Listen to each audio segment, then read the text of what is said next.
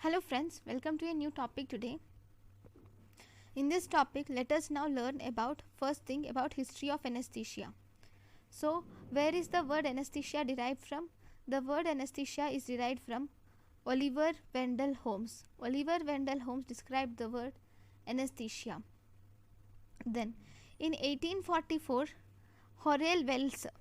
So, Oliver Wendell Holmes describes the word anesthesia. In 1884, the scientist Horace Wells discovered anesthetic property of N2O, but he failed to demonstrate the property. In 17th century, if you see, there is a scientist called as Joseph Priestley, and this Joseph Priestley has given, has discovered nitrous oxide, nitrous oxide and oxygen. Okay, in 1864, 16th October, this is 16th October is called as World Anesthesia Day. Why? Because this is that day when the first anesthetic drug has been used. That is, it is by W.T.G. Moran, is a scientist who has discovered or demonstrated first ether has anesthesia. Okay, and he is called as father of anesthesia. Father of anesthesia by W.T.G. Moran, who has described ether as the anesthesia. Then in 1847, we have the other scientist, other doctor, who is J.J. Simpson. J.J. Simpson has introduced chloroform by J.J. Simpson. Then we have Dr. Snow. Dr. Snow is the first practicing anesthetist. Among all these, the first practicing anesthetist is J.J. Snow.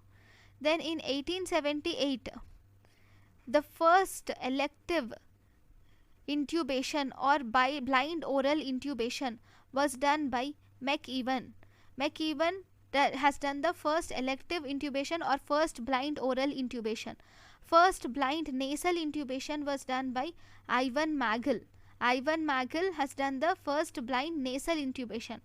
First blind oral intubation by McEwen, and that is the first elective intubation, whereas first blind nasal intubation is by Ivan Magel. Then Goodell. Goodell first introduced cuff in endotracheal tube.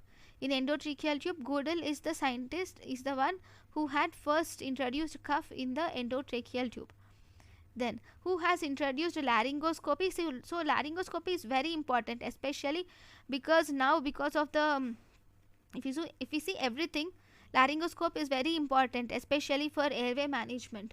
Okay, that is first introduced by Jackson, and this laryngoscope was modified by Magels, Miller and McIntosh, and we have different types of laryngoscope. And then we have Gwathmey. Gwathmey is a scientist, is the one who has given machine concept. Then we have Boyle's machine. Boyle's machine is the first anesthesia machine, and it is given by Edmund Gaskin Boyle. Edmund Gaskell Boyle is the one who has given the Boyle's machine. Then we have John Lundy. John Lundy has introduced balanced anesthesia, that is, he has introduced thiopentane and balanced anesthesia. Then we have next Harold Griffith. Harold Griffith has given the first neuromuscular blockade. First neuromuscular blockade is given by Harold Griffith, and the blockade is by D-tuberculin is the drug utilized in this first neuromuscular blockade. Then Stephen has given ketamine. Okay, so first we will see again the scientists, just revise. So the word anesthesia is given by Oliver Wendell Holmes. Oliver Wendell Holmes has given the word anesthesia. In 1884, Horace Wells discovered the anesthetic property of nitrous oxide, but he fails to demonstrate it. In 17th century, Joseph Priestley has given nitrous oxide and oxygen.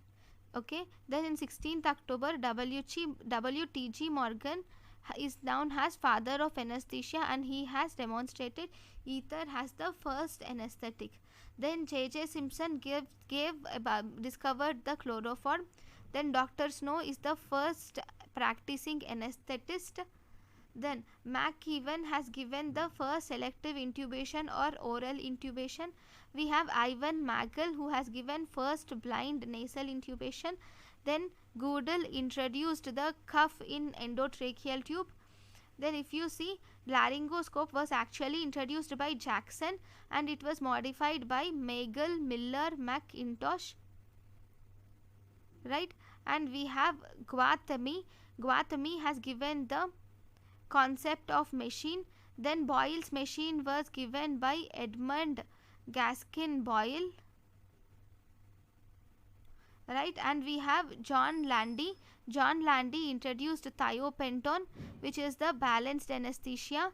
Then Harold Griffith has given the first neuromuscular blockade. What is the first neuromuscular blockade? D-tuberculin is the drug used in first neuromuscular blockade. Then Stephen has introduced the drug ketamine.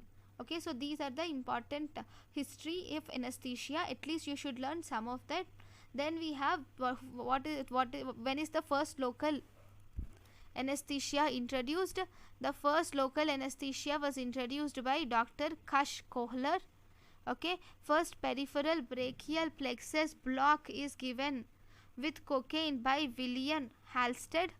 Then August Baer has given the first spinal anesthesia and is also called as father of regional anesthesia.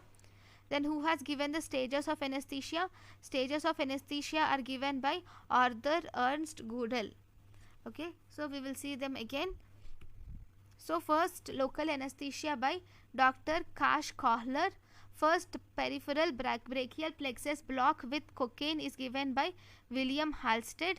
Then August Bayer has given the first spinal anesthesia and thus he is called father of regional anesthesia. Stages of anesthesia are given by Arthur Ernst Goodell. Arthur Ernst Goodell has given the stages of anesthesia. Then we will see first the stages of anesthesia.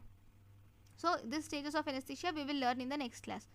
So thank you guys for watching my lecture. Thank